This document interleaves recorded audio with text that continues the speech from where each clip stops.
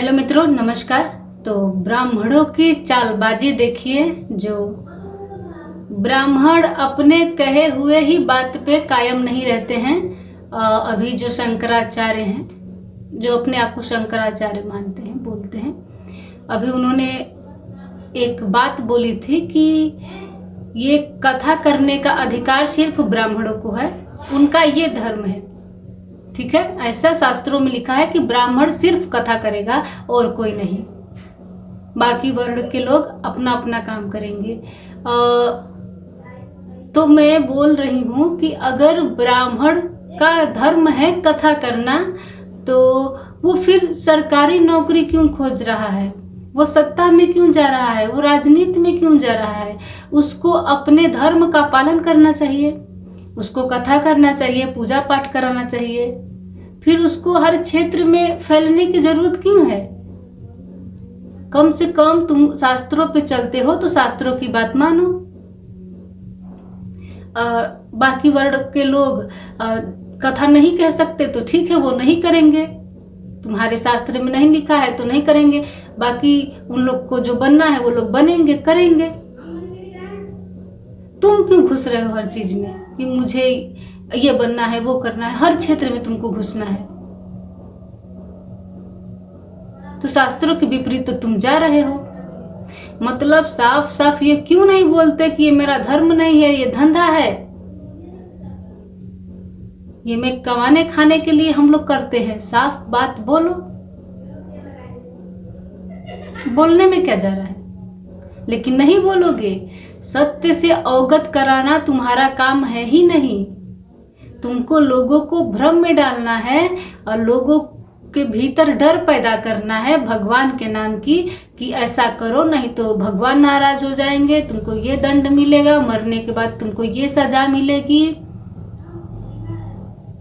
दुनिया भर के प्रपंच। अच्छा, एक बात आप लोग ही सोचिए, मेरी बात मत मानिएगा, आप लोग खुद सोचिए कि एक गाय मरने के बाद उसको आप कुछ भी खिला दीजिए, वो खाएगी? वो मर गई है, वो खाएगी? लेकिन नहीं। लेकिन मनुष्य मर जाता है, उसके बाद कौवे को बाप बना करके वो लोग ऐसी ऐसी व्यवस्था बनाए हैं कि चलो अब इनको खीर खिलाओ, इनको पूरी खिलाओ, नहीं तो तुम्हारे पिता की आत्मा भटकती रहेगी। करो। अब आप लोग अपने तर्क के अनुसार, अपने बुद्धि के अनुसार सोचिए कि ये कहाँ तक सही है। इसको आप मूर्खता नहीं कहेंगे तो क्या कहेंगे।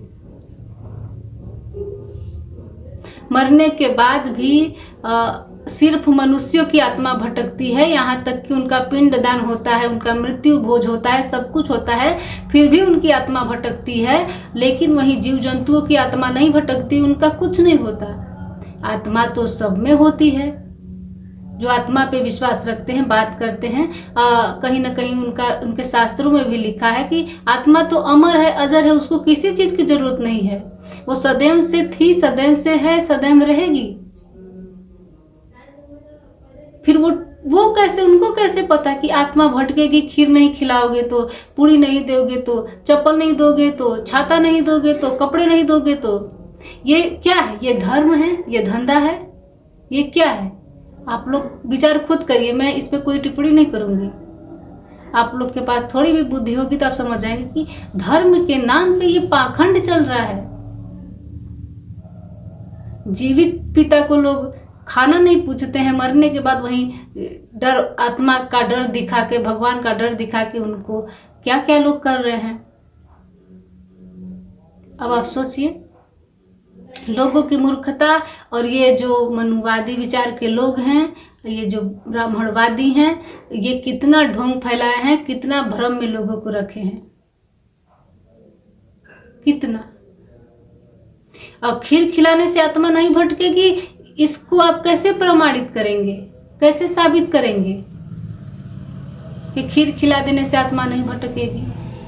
और हर साल आपको खिलाना होता है, ध्यान रखिएगा। क्यों भाई, उनके आत्मा का दूसरा जन्म नहीं होता क्या? उनकी आत्मा हर साल रुकी रहती है खीर खाने के लिए, और हर साल आ जाती है खीर खाने के लिए। उनको पता है कि ये मेरा बेटा है, ये मुझे खीर खिलाएगा। गजब बात करते हैं लोग। थोड़ा तो तर्कयुक्त रहिए, थोड़ा तार्किक बनिए कि आप हर चीज को समझ पाए सरल भाषा में। इतना ही कहेंगे, ब्राह्मणों का चाल समझिए। कुल मिला के इन पाखंडों से, इन अंधविश्वासों से बाहर निकलिए। कुछ नहीं रखा है, अंततः कुछ नहीं होने वाला है।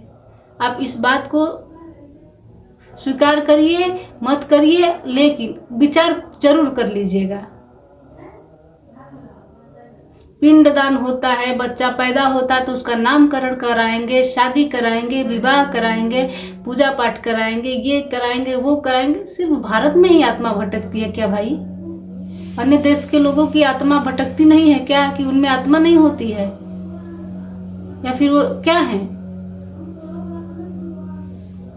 तो ये सोचने वाली बात है। थोड़ा सोचिए, इनके चालबाजियों को समझिए।